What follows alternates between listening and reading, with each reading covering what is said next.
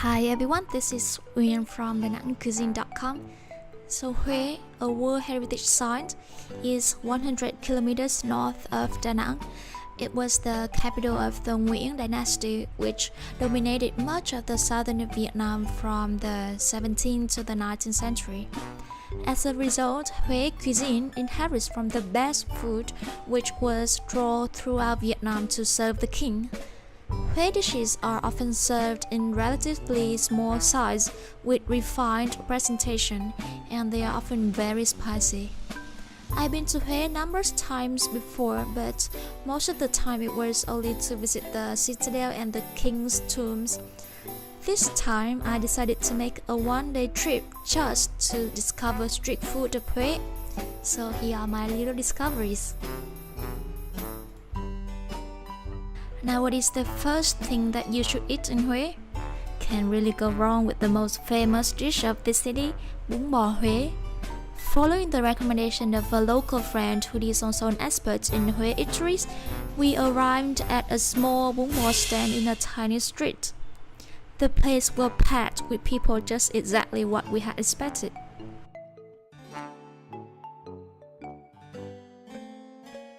When I thought about eating bún bò in Huế, I expected it to be very spicy and hot. But to my surprise, the steamy bowl bún bò I tasted was not spicy at all, but rather very mild and naturally sweet. It was so good. So this is what I like about eating a dish at its birthplace, because your previous concept of a dish and the real dish may actually be two very different versions.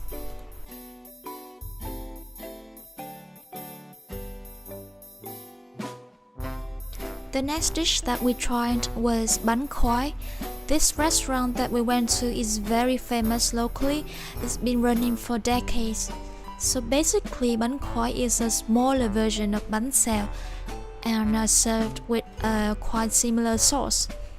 But in Huế, people don't use the wrap and roll style like how we eat bánh xèo in Da Nang. Bánh khoái is also crispier than bánh xèo, and instead of pork toppings, we had toppings made from chả and shrimp. A very fun and yummy snack, but for 20,000 dong each, quite expensive. Then it was time to visit some other popular dishes in Da Nang, but also has Huế origins, the famous combo of different bánh or cakes.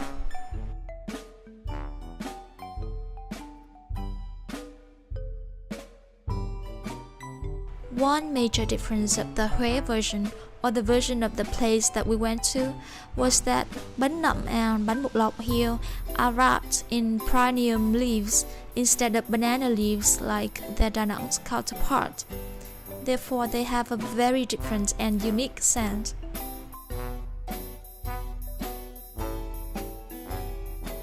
Another thing that caught my attention was that the dry shrimp toppings here were exceptionally well done and were not something that you could easily find in Da Nang. This is another authentic Huế dish that is very hard to find anywhere else. Basically, it is the Huế equivalent of Da Nang's bún mắm, with tiny clams instead of pork, fried pork skin, a lot of vegetables and herbs, and shrimp paste is used instead of anchovy fish sauce. And just like bún mắm, the dish is very cheap, but tasted insanely good.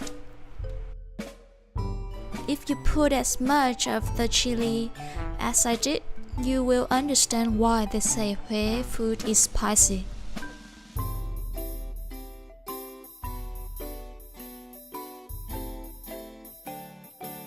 This is cơm hến, which is tiny clams with rice and some soup.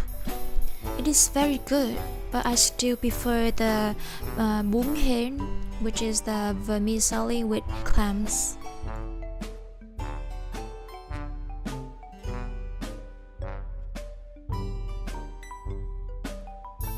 So our time is almost over.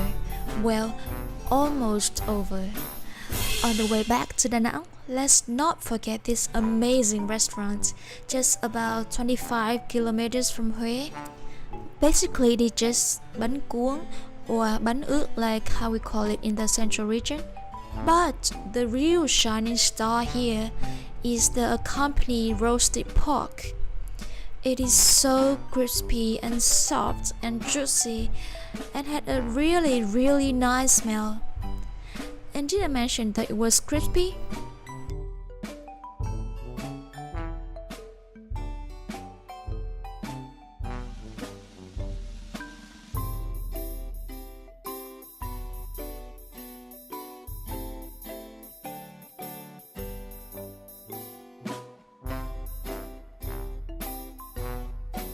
This is the favorite place of long-distance travelers along the national route. So if you find the video useful, please subscribe. Thank you and I'll talk to you later. Bye bye.